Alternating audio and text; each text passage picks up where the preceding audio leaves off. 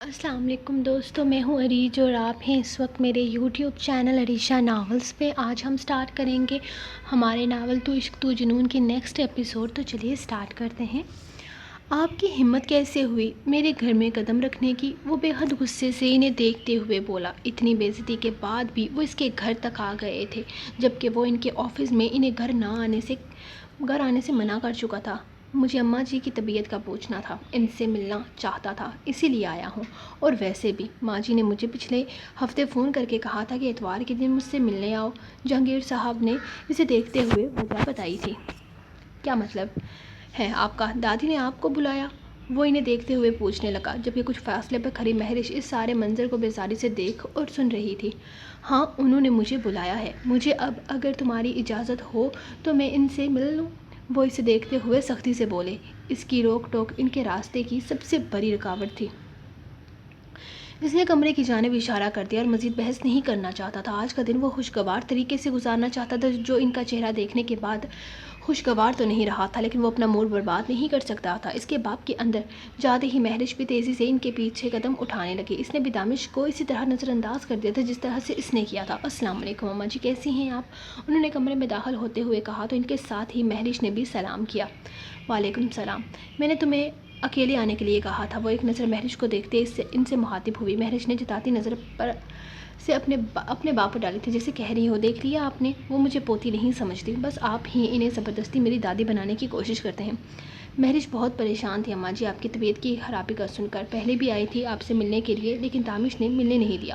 یہ بھی آپ کی پوتی ہے، اس کا بھی دل کرتا ہے آپ کے پاس آنے کا۔ آپ کے نہ ماننے سے رشتے ختم تو نہیں ہو جائیں گے؟ انہوں نے ایک چھوٹی سی دلیل دی تھی۔ میرے سامنے یہ ساری باتیں مت کیا کرو جہانگیر، اور مجھے تم سے کچھ ضروری بات کرنی ہے اکیلے میں۔ اسے بھیجو یہاں سے۔ وہ اس کی طرف دیکھنے سے بھی گریز کر رہی تھی، جیسے وہ ایک ناپاک وجود ہو جسے دیکھنے سے ان کی آنکھیں ناپاک ہو جائیں گی۔ ان کے اسی انداز سے مہرش ہرٹ ہوتی تھی۔ وہ یتیموں مسکینوں کے بچوں کو پڑھاتی، ان کے کھانے پینے کا خیال رکھتی تھی، لیکن اپنے ہی بیٹے کی ایک غلطی کو انہوں نے گناہ تصور کر لیا تھا۔ مہرش غصے سے پیر پٹکتی کمرے سے باہر نکل گئی تھی۔ وہ خود بھی اس ماحول کا حصہ نہیں رہنا چاہتی تھی۔ باہر کسی کو بھی مخاطب کیے بغیر وہ لان کی طرف چہل قدمی کرنے لگی۔ پتہ نہیں بڑھیا نے بابا سے کیا بات کرنی ہوگی۔ وہ آہستہ آہستہ قدم اٹھاتی آگے پیچھے گھوم رہی تھی، جبکہ سارا دھیان کمرے میں موجود ان دو لوگوں کی باتوں پر تھا۔ وہ جانتی تھی ان دونوں کے درمیان اسی کی ذات کو لے کر بات ہو رہی ہے۔ ایک بار پھر سے اس کی دادی اس کی ذات کو اچھال رہی ہوگی اور اس کا باپ جائز ثابت کرنے کی کوشش میں لگا ہوگا۔ خیر، یہ کوئی نئی بات تو نہ تھی، اسے ان سب چیزوں کی عادت تھی۔ اب تو اسے فرق ہی نہیں پڑتا تھا کہ وہ بڑھیا اس کے بارے میں کیا سوچتی ہے۔ وہ تو اس کا باپ تھا جو زبردستی اسے اپنے ساتھ گھسیٹ لاتا تھا، ورنہ اسے تو اس عورت سے بھی کوئی مطلب نہ تھا۔ اس کا باپ پتہ نہیں کیا سوچ کر ہر بار اسے اپنے سامنے ساتھ گھسیٹ لاتا تھا۔ اس نے بہت بار اپنے باپ کی سوچ کو پکڑنے کی کوشش کی، لیکن وہ ہر بار ناکام ہی رہی تھی۔ پتہ نہیں بابا کتنی دیر میں اس بحث سے فارغ ہوں گے۔ وہ بربراتی ہوئی سخت بوریت کا شکار تھی، جب اچانک اس کی نظر لان میں موجود پودوں کی طرف گئی، جہاں ایک لڑکی تمام پودوں کو پائپ سے پانی لگا رہی تھی اور ساتھ ہی ساتھ خود بھی پوری طرح سے بھیگ چکی تھی۔ تقریباً 1 فٹ کے وقفے سے پائپ ٹوٹا ہوا تھا۔ پہلے اس نے خود کو بھیگنے سے بچانے کی کوشش کی، لیکن جب اسے لگا کہ اب ایسا ممکن نہیں ہے تو پھر اپنی کنڈیشن کو انجوائے کرنے لگی اور خود بھی پانی سے بھیگنے لگی۔ اسے یہ سب کچھ کرتے بہت مزہ آ رہا تھا۔ جب کچھ فاصلے پر کھڑی مہرش بہت غور سے اسے دیکھ رہی تھی۔ وہ پائپ سے پانی آگے پیچھے اچھالتی بالکل بچوں کی طرح گول گول گھوم رہی تھی۔ شاید اسے اندازہ نہیں تھا کہ اسے یہ بچوں جیسی حرکتیں کرتے ہوئے کوئی دیکھ رہا ہے۔ وہ پریا تھی، اس کی کلاس فیلو۔ وہ اس دن اس نے اسے دانش کے ساتھ گاڑی میں بیٹھے دیکھا تھا، اور یہ یہاں۔ مہرش نے بس ایک نظر اسے دیکھا۔ اسے یہاں دیکھ کر اسے حیرانگی ہوئی تھی، لیکن اس حیرانگی کو اس نے زیادہ سر پر سوار نہیں کیا۔ کیا تھی یہ پریا ناصر؟ ایک عام سی لڑکی جو اسکالرشپ حاصل کر کے اس کی یونیورسٹی میں اس کی کلاس فیلو تھی۔ اسے اپنی دادی کے گھر پر ایک ملازمہ کے طور پر ہی تو دیکھ سکتی تھی۔ یہ کوئی بڑی بات نہ تھی جسے لے کر وہ گہری سوچوں میں اترتی، لیکن پھر بھی اسے حیرانگی ہوئی تھی اپنے کمرے کی کھڑکی پر کھڑے دانش شاہ کو دیکھ کر، جس کا سارا دھیان اس وقت صرف اور صرف پریا پر تھا۔ جس چیز نے اسے جھٹکا دیا تھا وہ تھی دانش کے چہرے پر وہ مسکراہٹ، اس کی نرم آنکھیں، وہ شخص جو چہرے پر ہمیشہ سختی اور آنکھوں میں بے پناہ سرد پن لے کر گھومتا تھا، اس وقت پریا کو دیکھتا ہوا ایک الگ ہی انسان لگ رہا تھا۔ آج تک اس نے دانش کو صرف تب ہی مسکراتے دیکھا تھا جب وہ اس پر طنز کرتا تھا یا پھر اس کا مذاق اڑاتا تھا۔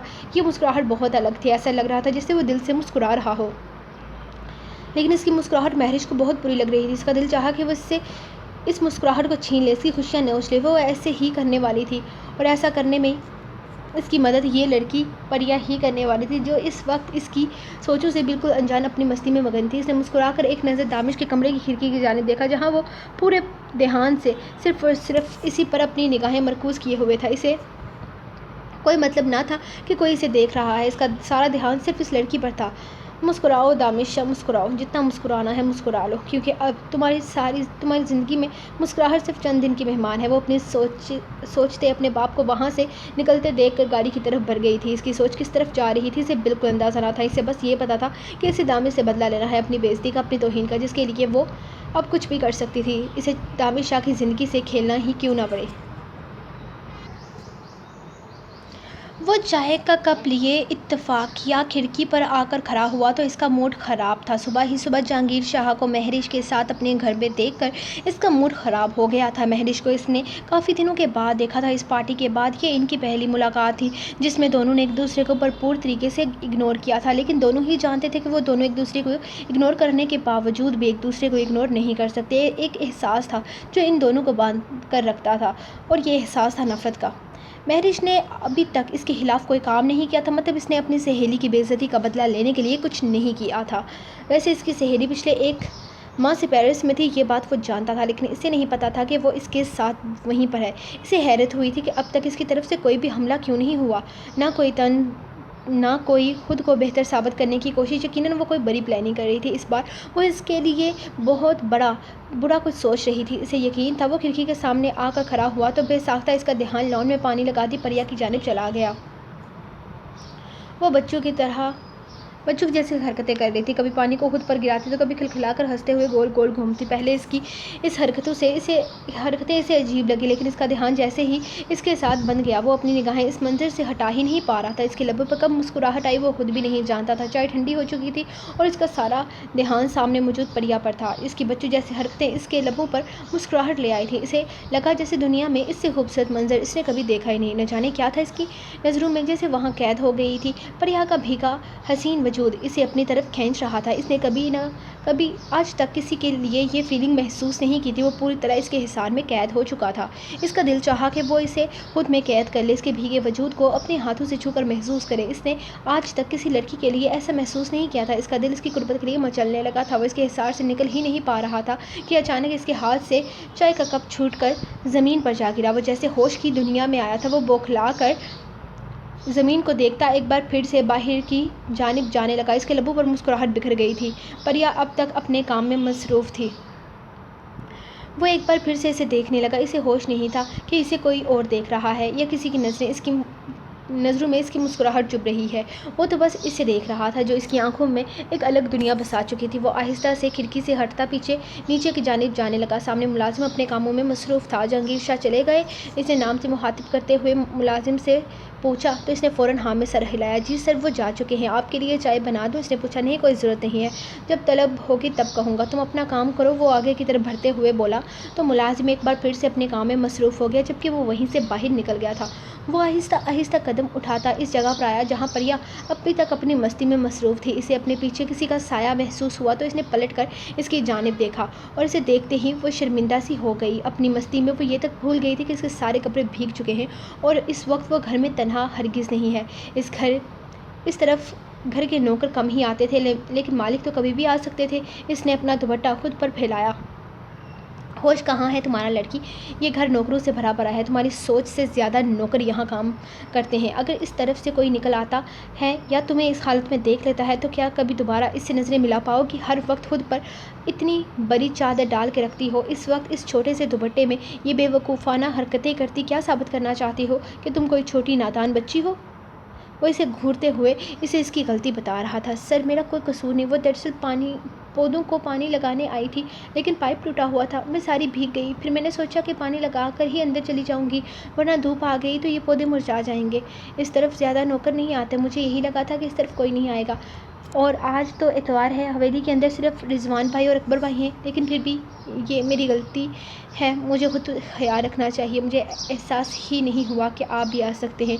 سوری سر، میں آئندہ ایسی غلطی نہیں کروں گی۔ وہ سر جھکائے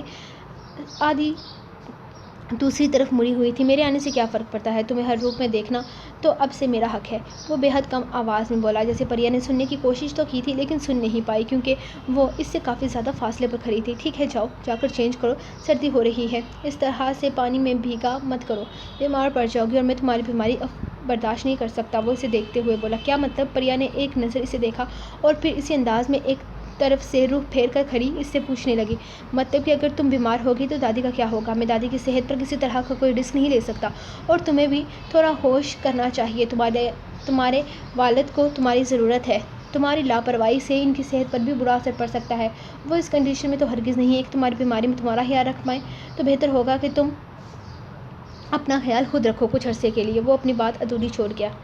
کچھ عرصے کے لیے؟ وہ پھر سے الجھی، لیکن اس بار اس نے آگے سے کچھ بھی نہیں پوچھا تھا بلکہ اپنی انیکسی کی جانب قدم بڑھا دیے تھے۔ ہاں ڈارلنگ، کچھ عرصے کے لیے، کیونکہ کچھ عرصے کے بعد تم دامد شاہ کی پناہوں میں ہوگے اور پھر ہر طرح سے تمہارا خیال رکھوں گا۔ خود تیار ہو جاؤ، کیونکہ مجھے جیسے انسان کے ساتھ تمہاری زندگی تھوڑی سی مشکل تو ہو ہی جائے گی۔ اس نے مسکراتے ہوئے اسے جاتے دیکھا تھا۔ وہ اپنی زندگی کا اتنا بڑا فیصلہ کر چکا تھا، اسے خود بھی یقین نہیں آ رہا تھا۔ اپنے دل کی بدلتی کیفیت پر وہ خود بھی حیران تھا لیکن مطمئن تھا۔ اسے اپنی چوائس پر فخر تھا، اسے اپنے فیصلوں پر کسی قسم کا کوئی افسوس نہ تھا، بلکہ پریا جیسی لڑکی کو اپنے جیون ساتھی کے روپ میں دیکھ کر وہ کافی خوش اور مطمئن تھا۔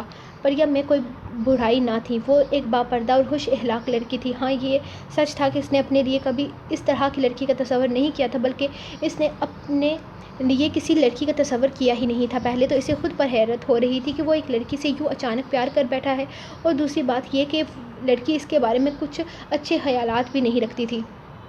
وہ پریا کی نادر خیالات سے واقف تھا، وہ جانتا تھا وہ اس کے بارے میں کیا سوچتی ہے، اس کے بارے میں کیا کیا بولتی ہے۔ اسے یہ بھی پتا تھا کہ ان ساری چیزوں میں دادی بھی اس کا خوب ساتھ دیتی ہیں اور مزے بھی لیتی ہیں۔ گھر کے نوکر بھی اس کے سامنے بے شک گھبراتے ہیں، ڈرتے ہیں، لیکن اس کے پیچھے پریا کے ساتھ مل کر پریا کی باتوں سے خوب مزے لیتے ہیں۔ وہ خود ہی سوچ سوچ کر پریشان ہو رہا تھا کہ پریا ایک ایسی لڑکی جو اس کے بارے میں دن رات پتہ نہیں کیا کیا فضولیات بولتی رہتی ہے، اسے اس لڑکی سے محبت ہو گئی ہے۔ حقیقت تو یہ تھی کہ اس کے خلاف بولنے والا کوئی بھی شخص اپنے ایک ایک لفظ کا حساب دیتا تھا، لیکن یہاں اس کا دل بری طرح سے اس کے ساتھ بے ایمانی کر چکا تھا۔ پریا سے اس کے لفظوں کا حساب کیا مانگتا، بلکہ اس کا دل اس کے سامنے ہار گیا تھا۔ ہاں، کبھی نہ ہارنے والا شخص ایک چھوٹی سی لڑکی کے سامنے اپنا دل ہار بیٹھا تھا۔ وہ پریا کو لے کر تو بالکل بھی کنفیوز نہیں تھا، اسے محبت ہی ہو گئی تھی اور اسے پتا تھا کہ وہ محبت کا شکار ہے۔ ہاں، کبھی صنف نازک سے دور بھاگنے والا، نفرت کرنے والا، آج ایک معمولی سی لڑکی کے عشق میں گرفتار ہو گیا تھا۔ وہ اپنی محبت کو خاموشی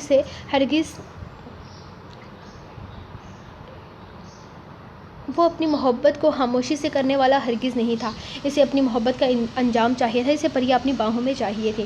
وہ محبت کر کے بھول جانے والوں میں سے نہیں تھا بلکہ اپنی محبت کو نبھانے والوں میں سے تھا۔ وہ اس محبت کو نبھانے کے لیے پریا کو حاصل کرنا ضروری تھا، اور پریا کو حاصل کرنے کے لیے سب سے ضروری اس کے باپ سے اسے مانگنا تھا۔ لیکن دامد شاہ کو تو کچھ بھی مانگنے کی عادت نہ تھی، وہ اپنی چیزوں کو حاصل کر لیتا تھا، جہاں حاصل نہیں کر پاتا وہاں چھین لیتا تھا، لیکن وہ چیزوں اور انسانوں کا فرق سمجھتا تھا۔ پری اور کسی عام چیز میں بہت فرق تھا، جتنا زمین اور آسمان میں۔ اسے اپنی پری کے لیے جھکنا تھا، اسے اپنے لیے اس کے بابا سے مانگنا تھا، اور اس نے فیصلہ کر لیا تھا کہ آج ہی اسے مانگ لے گا۔ وہ اپنی محبت کے لیے تڑپے گا ہرگز نہیں۔ جو اسے چاہیے تھا وہ اسے ہر قیمت پر چاہیے تھا۔ وہ جانتا تھا پریا اس وقت چھٹی کے باوجود دادی کا خیال رکھنے کے لیے دادی کے پاس آئی ہوگی، کیونکہ ناصر صاحب اپنا خیال خود رکھ سکتے تھے۔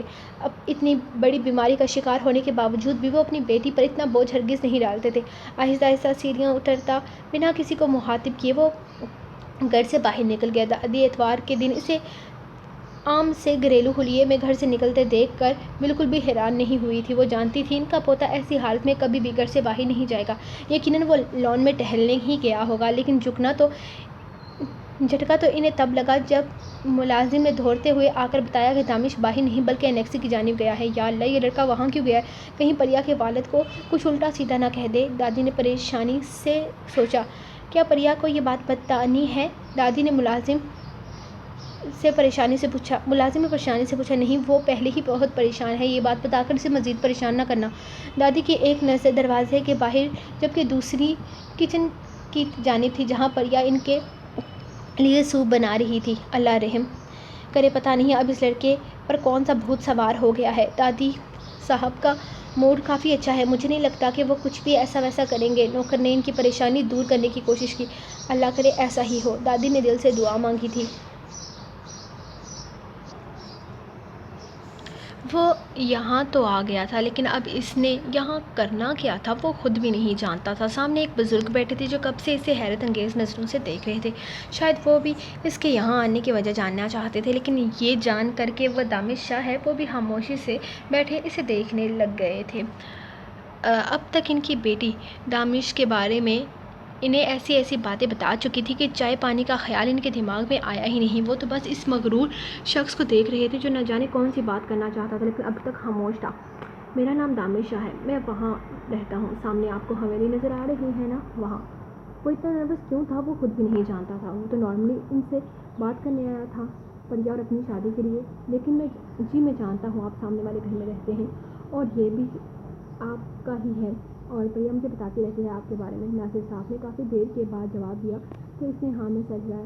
پریا آپ کو بتاتی رہتی ہوگی میرے بارے میں، اپنے نادر خیالات کا اظہار کرتی رہی ہوگی کہ میں بہت جی اس نے بتایا آپ نے میرے لیے اتنا سوچا، ہمیں اس گھر میں رہنے کے لیے جگہ دی۔ آپ کی دادی بھی بہت اچھی خاتون ہے، بہت خوشی ہوئی ان سے مل کر، آپ سے مل کر مجھے بے حد خوشی ہو رہی ہے، ناصر صاحب نے مسکراتے ہوئے کہا۔ تو وہ بدلے میں مسکرا بھی نہ سکا، کیونکہ وہ جانتا تھا جن اچھی باتوں کا ذکر وہ کر رہے ہیں وہ یقیناً وہی ساری باتیں ہوں گی جو وہ سارے نوکروں کے سامنے بھی کرتی ہے۔ آپ کو یہاں کوئی مسئلہ تو نہیں؟ میرا مطلب ہے کوئی پرابلم؟ آپ کو کچھ چاہیے ہو تو ہم آپ کے لیے کر سکتے ہیں۔ وہ کافی دیر کے بعد صوفے پر پچھلے کی جانب ٹیک لگاتا ہوا اپنی ٹانگ پر ٹانگ رکھتے ہوئے بولا۔ اس کے ایک ایک انداز سے اس کا ایٹیٹیوڈ نظر آتا تھا۔ ناصر صاحب کو تو کم از کم ایسا ہی لگا، نہیں بیٹا ہمیں کسی چیز کی ضرورت نہیں ہے، آپ لوگوں نے بہت پہلے ہی ہمارے لیے بہت کچھ کیا ہے، آپ کی دادی بھی ہمارا بہت خیال رکھتی ہیں اور گھر کے ملازم بھی آتے جاتے رہتے ہیں، بہت اچھا لگتا ہے یہاں آ کر، اپنا سا ماحول مل گیا ہے، اللہ کا شکر ہے، کسی چیز کی کمی نہیں ہے، اگر کسی چیز کی ضرورت ہوئی تو آپ لوگوں سے ہی کہیں گے، ناصر صاحب نے مسکراتے ہوئے کہا۔ گریٹ، ضرور، چلیں ٹھیک ہے اب میں چلتا ہوں۔ وہ اگلے ہی لمحے صوفے سے اٹھ کر کھڑا ہو گیا۔ ناصر صاحب نے اسے رکنے کے لیے نہیں کہا تھا، ان کے بارے میں وہ جتنا وہ جانتے تھے انہیں پتا تھا اس شخص کا موڈ کبھی بھی بدل سکتا ہے۔ پریا کے گھر سے نکلتے ہی اس نے خود پر لعنت بھیجی تھی، اتنی سی بات وہ نہیں کر پایا تھا کہ میں آپ کی بیٹی سے شادی کرنا چاہتا ہوں، اتنا مشکل تو نہیں تھا، اتنی بڑی بڑی ڈیلز کو وہ منٹوں میں کر لیتا تھا، اور یہاں صرف شادی کے بارے میں بات نہیں کر سکا تھا۔ اسے خود پر حیرت ہو رہی تھی۔ مجھے پہلے پری سے ہی اس بارے میں بات کرنی چاہیے، اگر وہ ہاں کر دے تو اس کے بعد یہ بات اس کے بابا تک لے کر جانی چاہیے۔ میرا بھی یہاں دماغ خراب ہے جو میں پہلے ان سے بات کرنے کے لیے آ گیا، اگر لڑکی خود ہی راضی ہو گئی تو اس کے بابا منع کیوں کریں گے، اور ویسے بھی مجھ میں کون سا کوئی کمی ہے جو وہ مجھے انکار کر دیں گے، نہ تو پریا مجھے انکار کر سکتی ہے اور نہ ہی اس کے بابا۔ کس چیز سے پریشان ہوں میں؟ وہ نفی میں سر ہلاتا اپنے گھر کی جانب قدم بڑھا چکا تھا۔ کہاں تھے تم بیٹا؟ فیصل کہہ رہا تھا کہ تم پریا کی انیکسی میں گئے تھے، تمہارا وہاں کیا کام؟ وہاں کیوں گئے تھے تم؟ وہ واپس آیا تو دادی باہر بیٹھی ہوئی تھی، جبکہ پریا کچن میں ان کے لیے سوپ بنا رہی تھی۔ کچھ نہیں دادی، کام تو کچھ نہیں تھا، آج چھٹی پر تھا تو ایسے ہی سوچا جا کر دیکھ لیتا ہوں، سو دیکھ لیا۔ وہ انہیں کوئی پراطمینان جواب نہ دے سکا، کیونکہ وہ انہیں نہیں بتا سکتا تھا کہ وہاں کیوں گیا ہے۔ وہ ابھی تک تو اس نے پریا کے والد کو بھی کچھ نہیں بتایا تھا۔ بیٹا تم نے پری کے والد سے کوئی ایسی بات تو نہیں کی نا؟ دیکھو وہ پہلے ہی بیمار ہیں، دادی کو اپنے ہی اندیشے لاحق ہونے لگے تھے، شاید وہ اپنے پوتے کو ضرورت سے زیادہ ہی جاننے لگی تھی۔ کمال ہے دادی، میں کوئی ان سے ایسی ویسی بات کرنے نہیں گیا تھا، میں تو صرف 2-3 منٹ ان کے پاس بیٹھا، کیونکہ اچھا نہیں لگتا اچانک جانا اور پھر واپس آ جانا۔ ان سے پوچھا اگر کسی چیز کی ضرورت ہو تو ہمیں کہہ سکتے ہیں، اور واپس آ گیا۔ وہ بے حد نارمل انداز میں کہتا، دادی کو حیرت ہوئی۔ کیا تم سچ میں ان سے یہ کہنے گئے تھے؟ دادی کو یقین نہ آیا۔ میں اور کیا کہہ سکتا ہوں ان کو دادی؟ آپ میرے بارے میں کیا سوچتی ہیں بتائیں مجھے، کیا لگتا ہے آپ کو کیا کہا ہوگا میں نے ان سے؟ ان کے حیران ہونے پر وہ انہی سے سوال کرنے لگا۔ نہیں کچھ نہیں، بس مجھے یہ لگا کہ تم کچھ الٹا سیدھا نہ کہہ دو، اسی لیے پوچھ رہی تھی، لیکن اللہ کا شکر ہے کہ تم نے ان سے کچھ نہیں کہا۔ دیکھو بیٹا وہ بیمار ہیں، اس وقت ان کی حالت بہت زیادہ خراب ہے، کوئی بھی چھوٹی سے چھوٹی بات ان کی تکلیف کی وجہ بن سکتی ہے، اسی لیے میں کہہ رہی تھی کہ تم ان سے کچھ بھی ایسا مت کہہ دینا جو ان کی تکلیف کی وجہ بنے، دادی نے سمجھاتے ہوئے کہا۔ دادی میں ان سے ایسا ویسا کچھ بھی کیوں کہوں گا جو ان کی تکلیف کی وجہ بنے گا، میں تو بس اسے ایسے ہی اس طرف نکل گیا تھا، سو ان سے ہائی ہیلو کر لی۔ لیکن آپ فکر نہ کریں، میں آئندہ ایسا کچھ نہیں کروں گا، بلکہ میں اپنے کمرے سے باہر نکلوں گا ہی نہیں۔ پتہ نہیں آپ کو کون کون سے اندیشے لاحق ہو جاتے ہیں۔ وہ نفی میں سر ہلاتا سیڑھیاں چڑھنے لگا۔ بیٹا مجھے تو کوئی اندیشے لاحق نہیں ہوتے، تمہاری حرکتیں ہی ایسی ہیں کہ تمہاری دادی سوائے تمہارے لیے دعائیں مانگنے کے اور کچھ نہیں کر پاتے۔ دادی نے بربراتے ہوئے کچن سے نکلتی پریا کی جانب دیکھا۔ اس لڑکی کو دیکھتے ہی ان کے دل میں بہت ساری خواہشات پیدا ہوتی تھیں۔ اس لڑکی کو اپنے پوتے کی دلہن بنتے دیکھنا ان کی پہلے دن کی خواہش تھی، جو ان کے پوتے کے موڈ کی وجہ سے شاید کبھی بھی پوری نہ ہوتی۔ ہاں لیکن پھر بھی اللہ کی رضا کون جانتا ہے، وہ جب چاہے جو چاہے کر سکتا ہے۔ ممکن تھا ان کی یہ خواہش اللہ کے دربار میں ایک قبول دعا بن گئی ہو۔ وہ زیادہ دیر گھر پر نہیں رہ سکتا تھا۔ آخرکار اپنی ہر مصیبت کی طرح اپنے اس مسئلے میں بھی اسے اپنا دوست داؤد ہی یاد آیا تھا۔ وہ اس وقت وہ داؤد کے ہسپتال میں بیٹھا اسے اپنی ساری باتیں بتا چکا تھا۔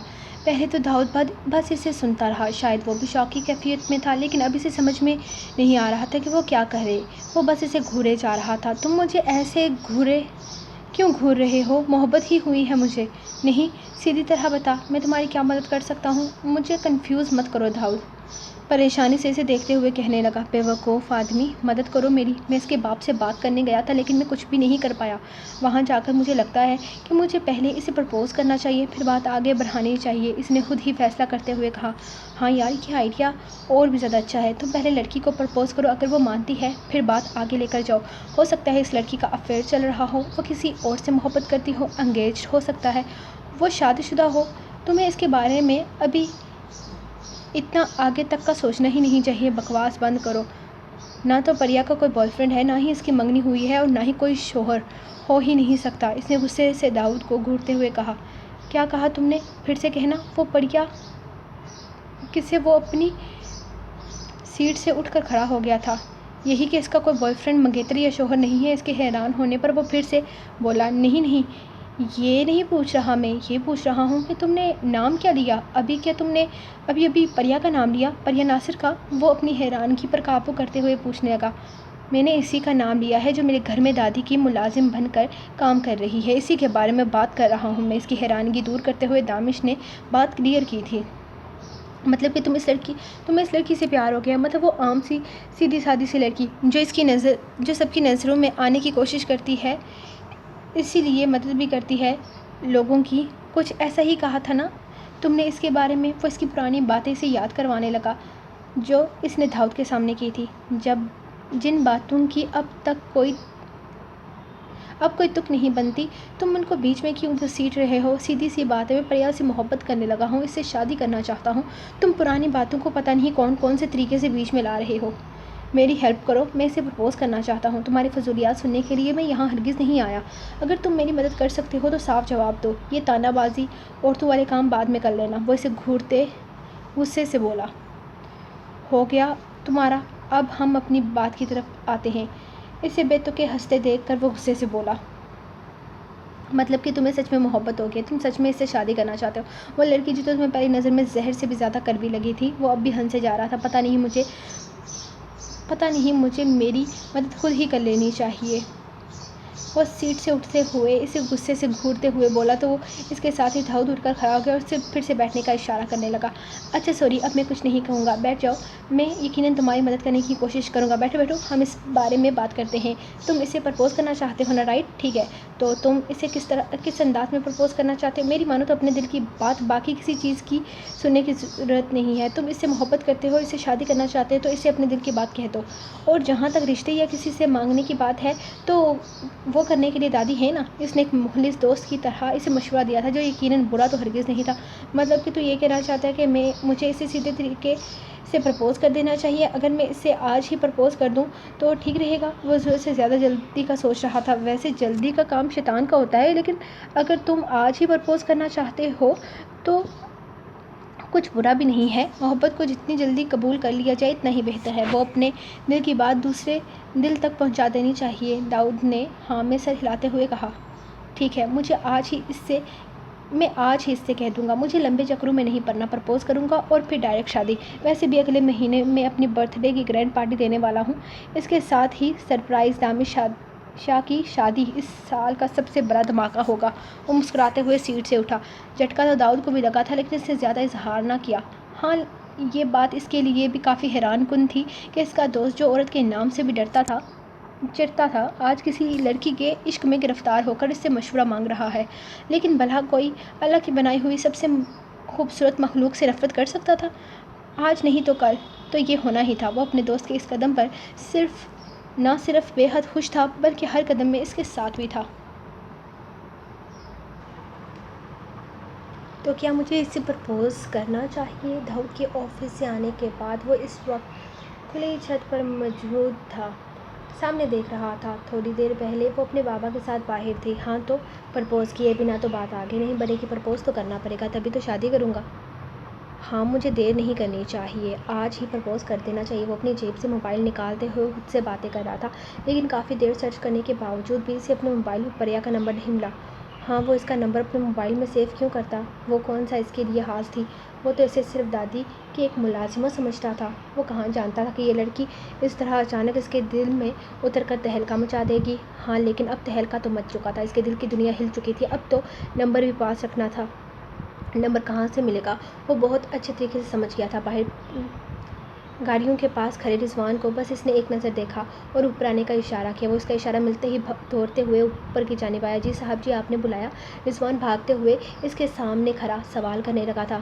ہاں، مجھے کل ایک ضروری کام کے لیے جانا ہے تو دادی کے چیک اپ کے لیے پریا کو اپنے ساتھ لے کر جائیں گی، تو ایسا کرو کہ مجھے پریا کا نمبر دے دو، اگر کوئی مسئلہ ہوا تو میں اس سے پوچھ لوں گا۔ وہ اپنا موبائل نکالتے ہوئے کہنے لگا، صاحب کوئی مسئلہ نہیں ہوگا، اگر کوئی مسئلہ ہوا تو آپ کے پاس میرا نمبر ہے نا، آپ مجھے فون کر دیجیے گا۔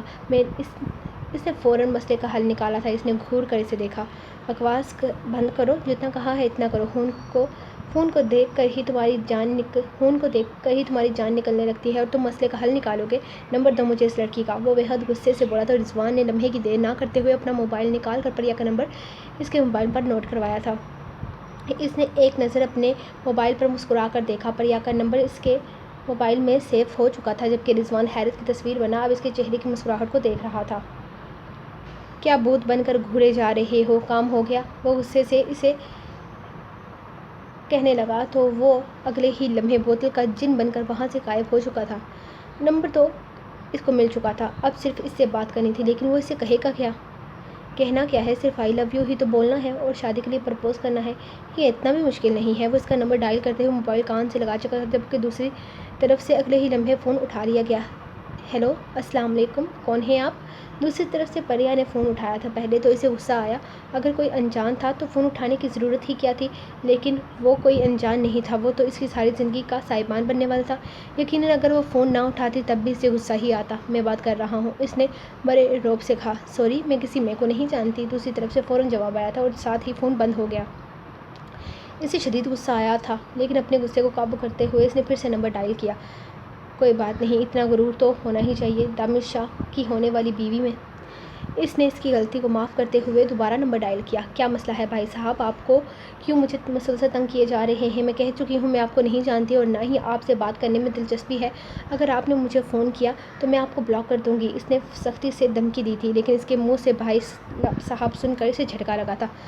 میں تمہارا کوئی بھائی وائی نہیں ہوں لڑکی سمجھی، دامد شاہ بات کر رہا ہوں میں، وہ بے حد غصے سے بولا، جبکہ دوسری طرف سے اس کا نام سن کر پری کو جھٹکا لگا تھا، جو اپنے نرم و ملائم بستر میں گھس کر ابھی خواب و خرگوش کے مزے لوٹنے کے بارے میں سوچ رہی تھی۔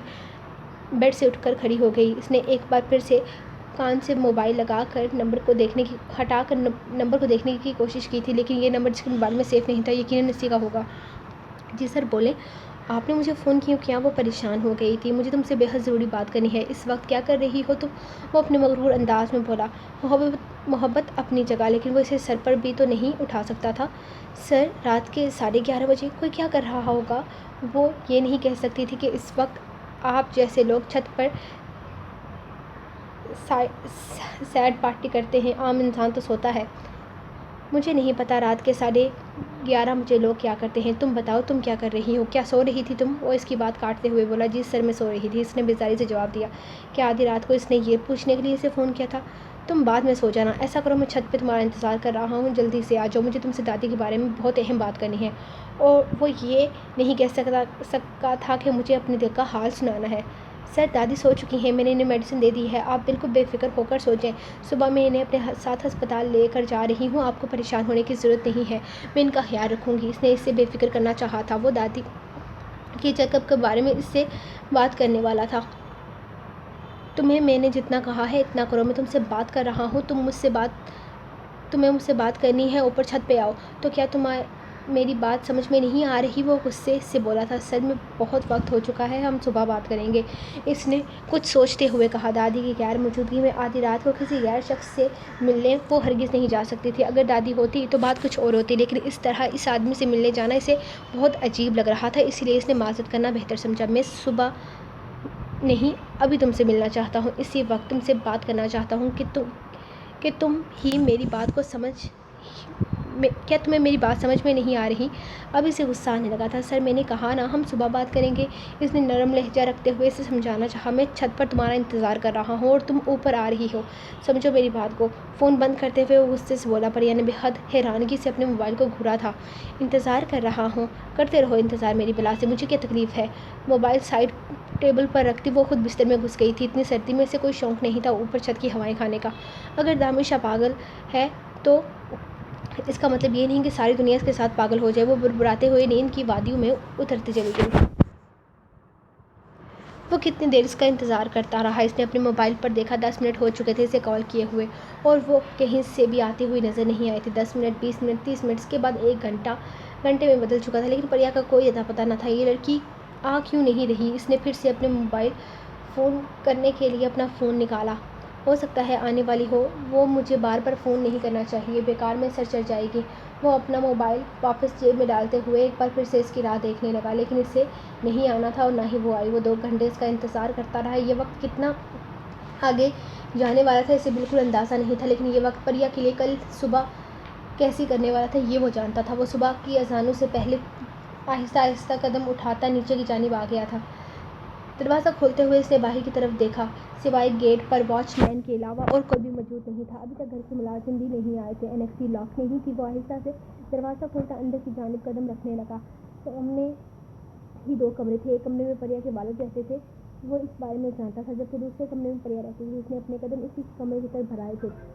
बेहद नरमी से इसने कमरे का दरवाज़ा खोला, बिना आवाज़ पैदा किए इसने बेड की जानिब कदम बढ़ाए तो वो इसकी नींदें हराम करके कुछ परसकून नींद सो रही थी। ये तुमने अच्छा नहीं किया परिया, तुम मेरे साथ ऐसा कैसे कर सकती हो? वो इसके खूबसूरत चेहरे को अपनी नज़रों के हिसार में लिए इस वक्त कितने गुस्से में था वो सिर्फ वही जानता था। दिसंबर की इस सारी सर्दी में सारी रात बिना किसी गर्म लिबास के वो सिर्फ इसकी राह तकता रहा था, और वो यहाँ कितने मज़े से अपनी नींदों के मज़े लूट रही थी। नींद का भी हिसाब चुकाना होगा, इस नींद का भी हिसाब चुकाना होगा। अपने गुस्से पर काबू करता वो जैसे आया था इसी तरह बिना आवाज़ पैदा किए बाहर निकल गया। तुम्हें लगता है तुम्हारी इस गलती के लिए माफ़ कर दूंगा, तो ऐसा कभी नहीं होगा। तुम्हें इसका हिसाब आज चुकाना होगा। अपने माथे पर बेहिसाब छिड़कने लिए वो वापस अपने कमरे में जा बंद हुआ था। इसने डरते डरते अंदर से कदम अंदर रखा। वो रात को इसके बुलाने पर नहीं गई थी। इस बददिमाग शख्स की फजूल बातें सुनने का वक्त भी इसके पास हरगिज़ नहीं था। इसका काम था दादी का ख्याल रखना, जो वो बहुत अच्छे तरीके से रखती थी। बाकी दादी के पोते की बेफजूल किस्म की ख्वाहिशात पूरा करने में इसे कोई इंटरेस्ट नहीं रखती थी। वो आहिस्ता आहिस्ता कदम उठाती सीधा दादी के कमरे में जाने लगी, जब अचानक ही वो सामने से आता नजर आया।